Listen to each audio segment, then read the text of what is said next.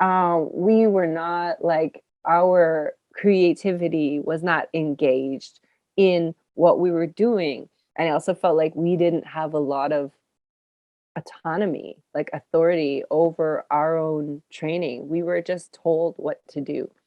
And sometimes I wasn't sure if the people who were telling us what to do actually knew what was best for us.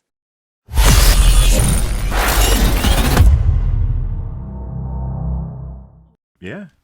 So here we go. Let's put you on the hot seat, Lynx. Does Canada medal? And if yes, who? Oh man, that's a really intense You're question. gonna get a bunch of emails if you don't say the right stuff now, so be ready. I think the question is like, would we qualify? Like, you know what I mean? There's only 16 spots for like how many countries in the world? So, yeah. But you still You haven't know, answered. Come on now, we need it. no, I haven't answered. Mm, I would love it. I would love it if like, those one of those girls like Emma or Tiff would like get in there in this top 16 and like kill it, just do their thing. B-boys, Phil's killing it, man. Much respect to Phil Wizard, yo. He's blowing it up. I think Phil has a great chance of winning a medal. He definitely has an amazing chance of being in the top. He for sure should be in the top 16, right? Like, I mean, who knows? I don't know how this whole process actually works, but um yeah, yeah, I think Phil Wizard's a good bet, man. He's killing it these days. But 2 years is a long time though. We're just going to be in 2022. So anything could change. I think if we're going by today, right? Hmm. Um, I think that the only person that I could see from America that would have a chance to win a medal, and this I'm saying this at the risk of losing all American viewers, which is my biggest base. So please don't get too mad. But anyway, I think that maybe Victor, Uh-huh. he has a chance, and the reason I say that, and this is somebody whose style is I'm not even really a fan of, but he's dope, and he understands that international one-on-one requirements. Hmm. Like so his style, I believe, is tailored for things like this. So if any Hmm. American has a chance, it's gonna be him. You know? Hmm. So Hmm. Mm. It's funny, this question because to me it's kind of like I'm not the kind of person that usually wagers. Like, people who will watch things and they'll be like, I'm not like sports fan. I don't like watch sports. I do sports. Like I don't woo. I'll sit at home and watch sports but I like if you want to bring me to a live game, yeah, I'll probably be I'll be the person out there yelling the most, but like I'm not part of this like culture of like wagering on this team and that team and like talk. And so when we talk about like breaking like that, like b-boying and b-girling like that, it's strange to me. Like talking about who's gonna take the medal, who's gonna like even that just like that conversation is weird to me because I don't really like even when I saw them in Paris on the podiums with the silver and gold and bronze medals, I was like, this is weird to me. It was weird because I was in competitive sports and so I lived that. The podiums and the medals and the I carried the Olympic flame at one point. Like, so I lived that. So for me, it's kind of strange to see that translate over to our community. And um, I guess the reason why I quit sports is because I didn't feel like I was expressing myself artistically. And so when I came to breaking, it was perfect for me because it was such a physical pursuit. I love the athletic aspect of it. And that was super into that. And then the artistic aspect was something that I came to understand through my teachers and mentors and exposure through the culture and over time and understanding myself was how do I, and I'm still learning that, still growing. Thankfully, I'm grateful, blessed to still be dancing and be able to explore myself as an artist and battle and still do all these things. I'm, this is a gift. And so for me, breaking was a place where I could express myself as an artist, as a through artistry. That's how I have come to understand it. And so if that aspect of breaking is taken away, it would be very hard for me to continue to relate to it. Yeah, so in that sport way, but like I said, you might see me in the bandstands like, whoa, because I'm that person at the battle. One of my students' mom, she takes like screenshots of me at the jams where I'm cheering for her daughter, and they're all like distorted, like they're hilarious. They're like, No doubt.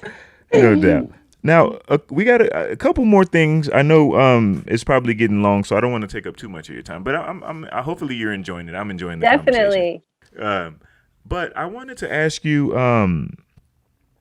So you've been repping Montreal, repping Quebec, right? Who would you say from your knowledge and your research, what females would you say were architects of the Montreal scene? Like they've been there since the beginning. They've contributed. They've represented. And now, with this question, is the time to give them their flowers. Us. It's me. It's us. Like legendary, right? Right? Yeah, you know. Elemental, but okay. Yeah, no, it's like the first. We'll talk about the first B-girls. Okay, so the first B-girls, some of them I didn't even get to see. They were already done by the time I started breaking. There was B-girl Tash, who was part of Flow Rock crew. B-girl Patana. They were affiliated with Flow Rock crew. Tash went on to be like a world-renowned locker.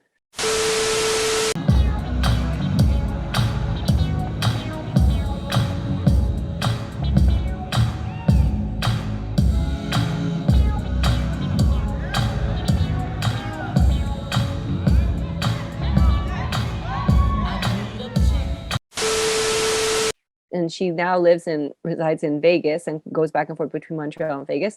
But she is one of the original B-girls of Montreal for sure. And there's other B-girls who I only heard about and I never met, like B-girl Kit Kat. She was like down with Tactical Crew, I believe, and she, I never got to see her. And then there was my teacher, B-boy Freezer, told me about the first, what he thought was the first B-girl crew in Montreal was this duo of B-girls called Conspicuous Clique. So they would have been, because for a while I thought my crew, Elemental 5, was the first B-girl crew, but then I learned from him that Conspicuous Clique was there before. Maybe there were other crews that we don't know about. I mean, this is part of the B-girl her story that we don't know. There's a lot of like undocumented like her story of who the women, especially who were they, where were they, who were they hanging with, what were they doing, we don't know, so and then there was there was, after that, what I know of is my crew, Elemental 5. Then there was Solid State, and then there was and then Legendary. I think crew has been the most prominent B-girl crew and one of the still existing B-girl crews in Canada, because at one time there were B-girl crews in every city. There was a B-girl crew in Ottawa, Decipher, was it Decipher from Toronto? I'm losing names right now. So like there was a B-girl crew in Ottawa, there was a B-girl crew in Toronto. There was even a B-girl crew out of Vancouver, or B-girl kind of like alliances, maybe like 2 or 3 B-girls, but like the only B-girl crew now that exists, as far as I know, in Canada is our crew, Legendary crew. And even our crew, like we're all older people, have careers and families, and so it's hard. There, 2 of our members live in other countries, 3 of our members now live in other countries, so it's in actual Montreal itself, there's only 3 of us at the moment, so it's even hard for us to do a crew battle now. One of our members moved to another city and had a baby, and she's busy running a dance company, so much respect to B-girl Cleopatra.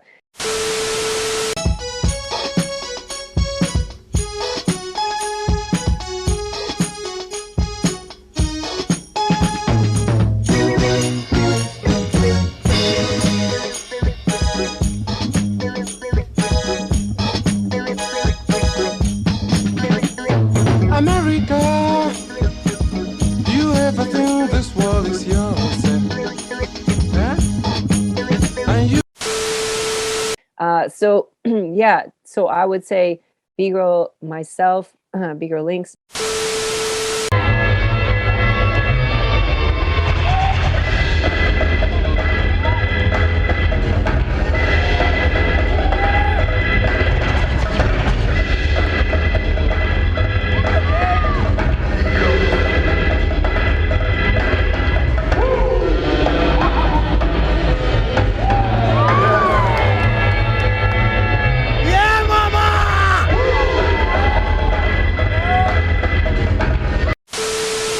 Bgirl Cleopatra, Bgirl Radio. Let's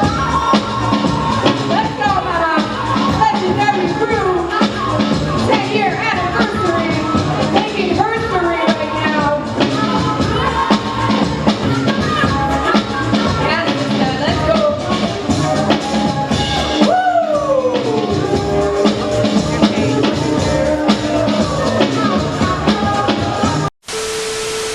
Bgirl Bounce.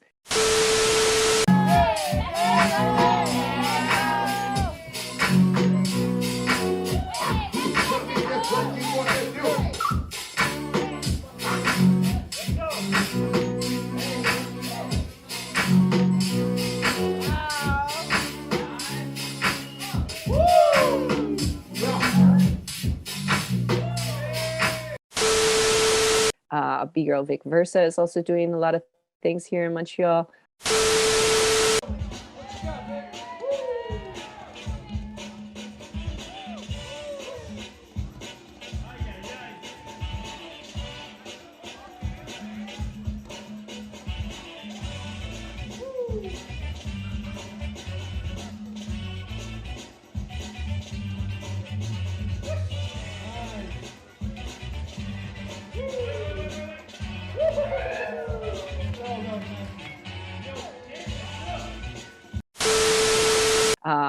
We've got, oh no, I'm forgetting people. We have Bgirl, Bgirl. Oh, you're going to get emails now. Oh, I know! Bgirl Junko, she's in Japan.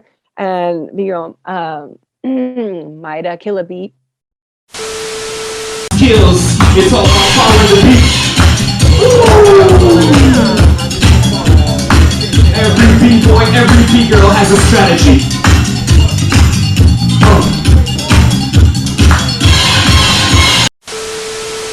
Yeah, she's in Martinique.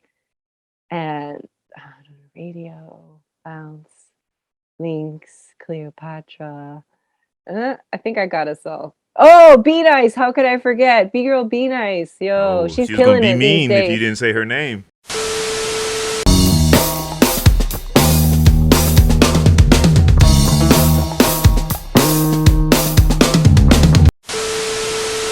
Yeah, I remembered her.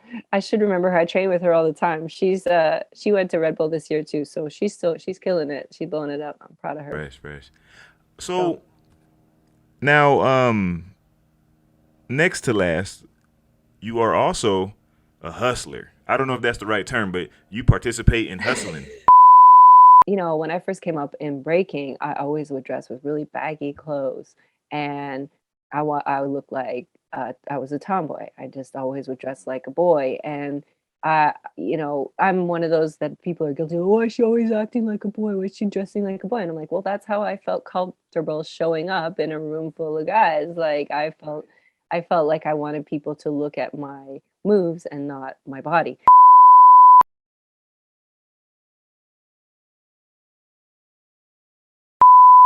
For more quality content from Beyond the Cypher with Illskillz, don't forget to press the like and subscribe buttons.